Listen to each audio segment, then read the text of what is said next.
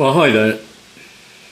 We run a small ceramics business in the southwest of England. We called Wood and Clay UK because we make stuff out of clay and out of wood, and that's a bit better. And I'm going to show you something interesting about tiles in this short video, and you might be interested to see how we make them. We use a variety of different methods, to be honest, and that slab roller over there is what we're going to concentrate on today, because we make a variety of relief tiles. Here's one.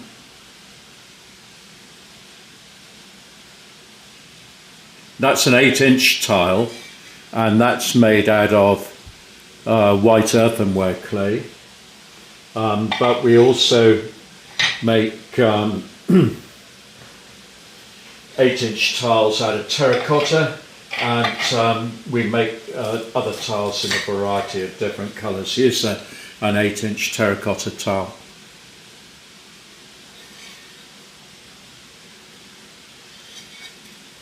Now that's the one we're going to make today. I'm going to show you how we make that.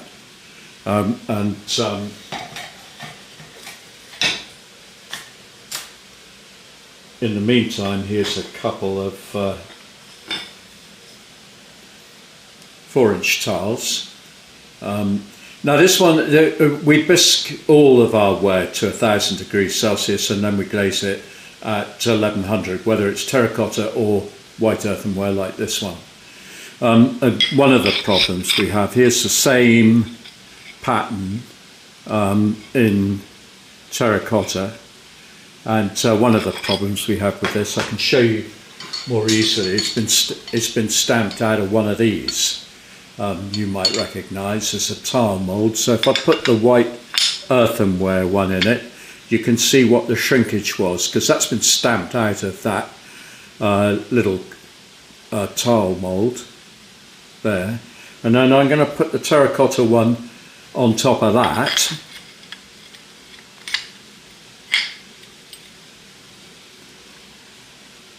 And can you see again what the difference in shrinkage is?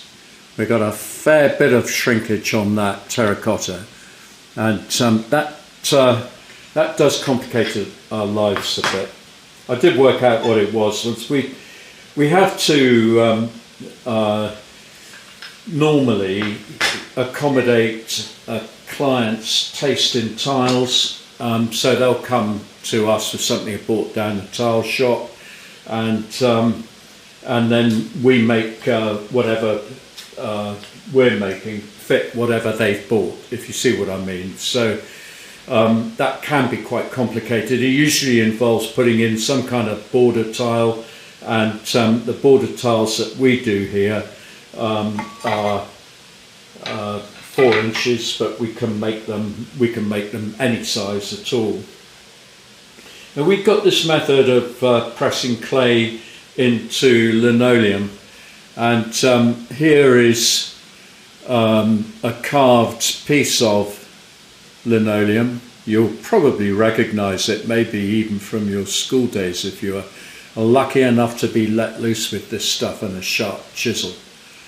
Now this was a Christmas card that Charlotte did about 5 years ago, and she'd never done lino cutting before. I'm pretty sure she hadn't anyway. And after we'd finished with this, she said, "Do you think we could do that in clay?" You know, I said, but you know, being the more traditional potter, well, I don't think so. We don't do that sort of thing in clay. But I thought about it, and sure, why not try? So we found the only real problem was the clay sticking onto the onto the lino. Other than that, it works a treat, and I'm going to show you that now. So I'm just going to move this camera forwards a little bit so you get a better view of the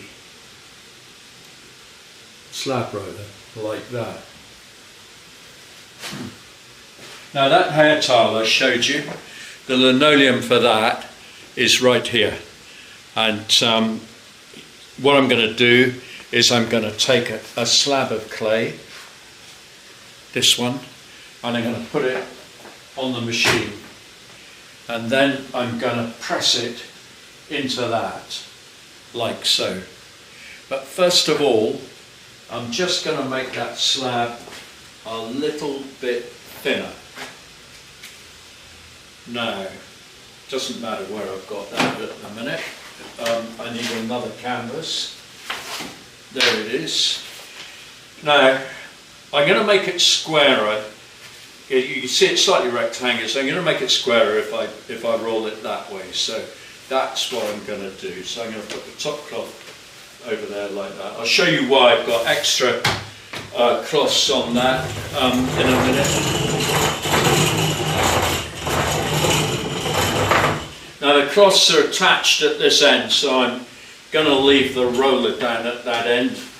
You'll be able to work that out. There, and now I've got a nice flat slab, and I'm going to peel it back, and I'm going to put this lino underneath it. And before I do that, I'm going to give that a light dusting of talcum powder, which interestingly is 100% talc free. Doesn't tell you what's in there. Well, actually it probably does tell you what's in there instead, but no, we know, you don't need to know. Now I'm going to peel that up off the canvas like that.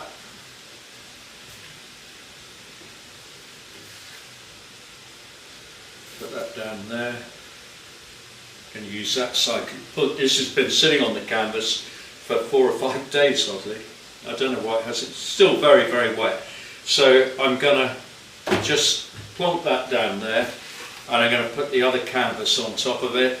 Put this canvas back on top of that, like so.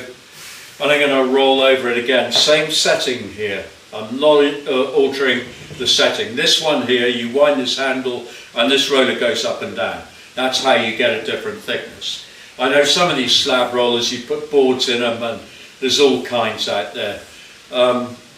This is great. This slab roller is made by Gladstone Engineering in Stoke-on-Trent, who are one of the only engineering companies left now making ceramics equipment, and they've been doing it for yonks, and they're very good at it. So this is an excellent machine, and I'm going to roll over it one time. Now if I roll over it that way and bring it back again, I'm going to get a ghosted image. In other words, I'm going to get 2 images, and I only want one. So one time. And I'm going to pull the canvas back there, and I'm going to move the whole thing back onto the bench.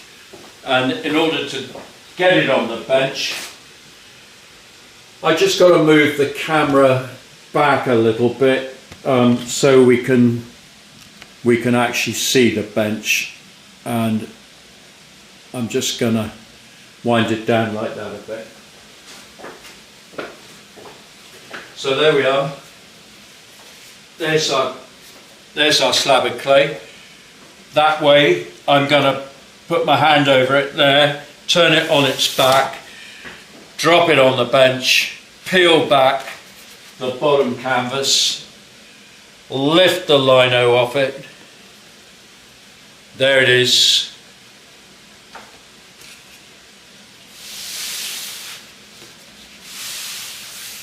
There's our image.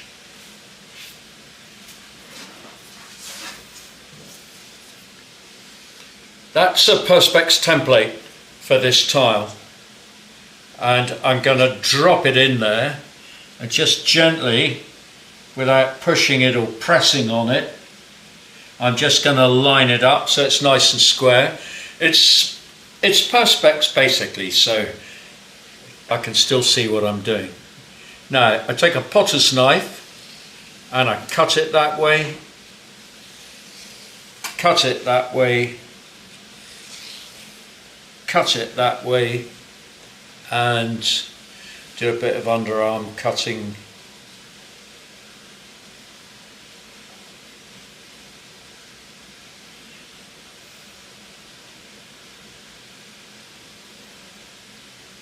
That's okay. I just don't want to press too much on it.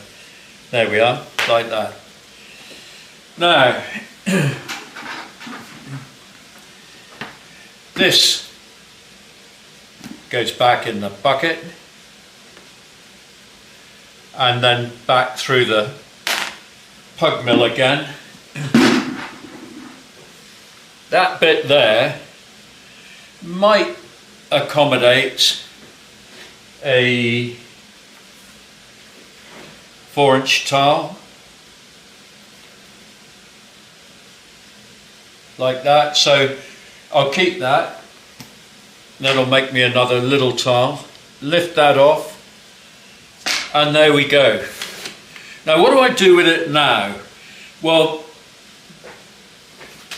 I'm going to put it on a drying board. Now these drying boards are oil tempered hardboard underneath, and they are plasterboard on top. I think you guys in the States call that sheetrock, and there we are.